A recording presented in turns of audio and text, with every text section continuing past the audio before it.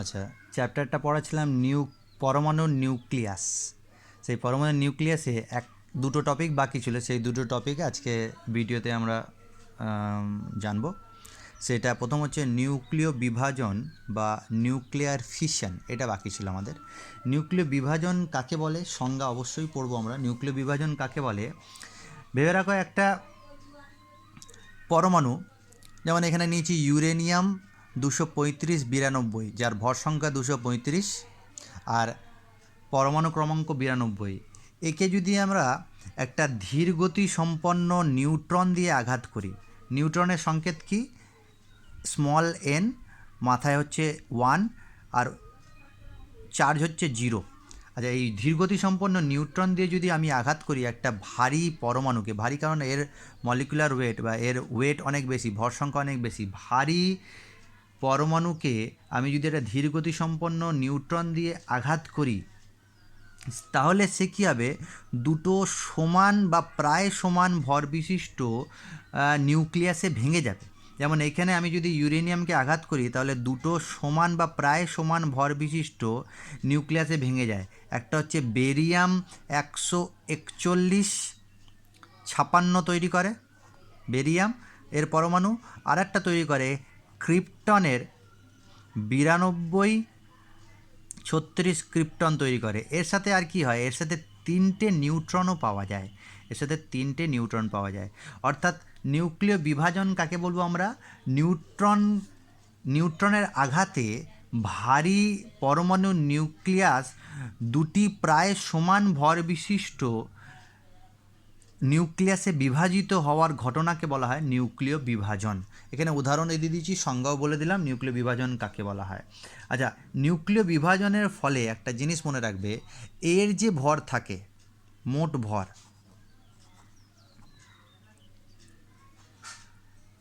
যে নিউক্লিয়াসটাকে আমরা নিউট্রন দিয়ে আঘাত করব, নিউট্রন প্লাস এই ইউরেনিয়াম এর মোট ভর, আর এইখানে যে বিভাজিত হয়ে যে পরমাণুগুলো তৈরি হয়েছে, যে নিউক্লিয়াসগুলো তৈরি হয়েছে, বেরিয়াম, ক্রিপ্টন আর 3টে নিউট্রন, এর মোট ভর, দেখা গেছে পরীক্ষাগারে দেখা গেছে যে এই ভরটা একটু কম হয়, একটু কম হয়, কিছুটা কম হয়, কিছুটা কম হয়। অর্থাৎ ভরের এখানে হ্রাস হচ্ছে। ভরের হ্রাস হলে কি হবে, আমরা আগেও বলেছি, ভর যদি হ্রাস হয় সেই ভরের সমতুল্য আমরা শক্তি পাবো। কোন ফর্মুলা অনুযায়ী, E=mc²।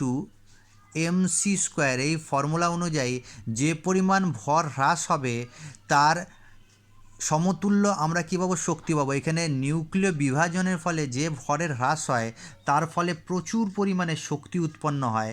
পরীক্ষার দ্বারা দেখা গেছে যে যদি 1 গ্রাম ইউরেনিয়াম, 1 গ্রাম 235 ইউরেনিয়ামের বিভাজন হয়, তাহলে যে শক্তিটা পাওয়া যায় সেই শক্তিটা প্রায় 7.6 × 10⁻10 জুল শক্তি পাওয়া যায়, যেটা প্রচুর পরিমাণে বেশি শক্তি। তাহলে নিউক্লিয় বিভাজনের ফলে প্রচুর পরিমাণে শক্তি পাওয়া যায়। দেখা যায় এই শক্তিটা তুমি যদি পেতে চাও, নর্মালি যদি এই তাপটা পেতে চাও, এই তাপ শক্তিটা পেতে চাও, তাহলে তোমাকে 3000 টন কয়লা পোড়াতে হবে। এই 3000 টন কয়লা যদি পোড়াও তাহলে প্রায় আমরা এই শক্তি পাই। তাহলে বুঝতেই পারছো যে একটা নিউক্লিয় বিভাজনের ফলে, 1 গ্রাম ইউরেনিয়ামের বিভাজনের ফলে হিউজ পরিমাণে, প্রচুর পরিমাণে শক্তি পাওয়া যায়। আচ্ছা, এর সাথে আরেকটা জিনিস মনে রাখো, যে নিউট্রন একটা ছিল, সেই নিউট্রন একটা যখন আঘাত করলো, দুটো সমান বা প্রায় সমান ভর সম্পন্ন যখন দুটো নিউক্লিয়াস পেলাম, তার সাথে 3টে নিউট্রন আমরা এক্সট্রা পেয়েছি। এই 3টে যে নিউট্রন আমরা পেলাম, এই 3টে নিউট্রন মানে এই রিয়াকশানের পরে আমি বলছি, এই রিয়াকশানের পরে আমি যে 3টে নিউট্রন পেয়েছি, 1 2 3, সেই নিউট্রন কিন্তু আবার এই যে ইউরেনিয়াম আছে সেই ইউরেনিয়ামের সাথে বিক্রিয়া করবে, আবার কি তৈরি করবে, আবার বেরিয়াম তৈরি করবে আর ক্রিপ্টন তৈরি করবে, তার সাথে আবার 3টে নিউট্রন তৈরি করবে, আবার 3টে নিউট্রন তৈরি করবে, এই আবার বিক্রিয়া করবে, এ আবার বিক্রিয়া করবে, এ আবার বিক্রিয়া করবে। তাহলে প্রত্যেকটা বিক্রিয়ায় 3টে করে নিউট্রন তৈরি হচ্ছে, সে নিউট্রন কিন্তু আবার বিক্রিয়া করছে, তো সেখান থেকে আবার 3টে নিউট্রন পাবে, 3টে নিউট্রন পাবে। এইভাবে একটা চেন রিয়াকশান আমরা পাবো, শৃঙ্খল বিক্রিয়া আমরা পাবো। অর্থাৎ প্রত্যেক বিক্রিয়ায় 3টে করে নিউট্রন তৈরি হবে, সেই নিউট্রন আবার 3টে করে নিউট্রন তৈরি করবে, সেই নিউট্রন আবার 3টে করে নিউট্রন তৈরি করবে। এইভাবে একটা শৃঙ্খল বিক্রিয়ার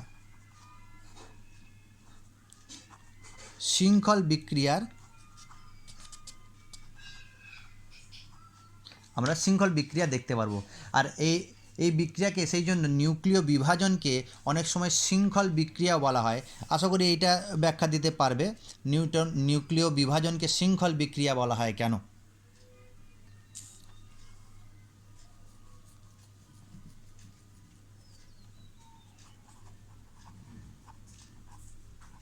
দোষ কী করছিস? না আমি রেকর্ডিং করছি। হ্যাঁ, পজ করেছি।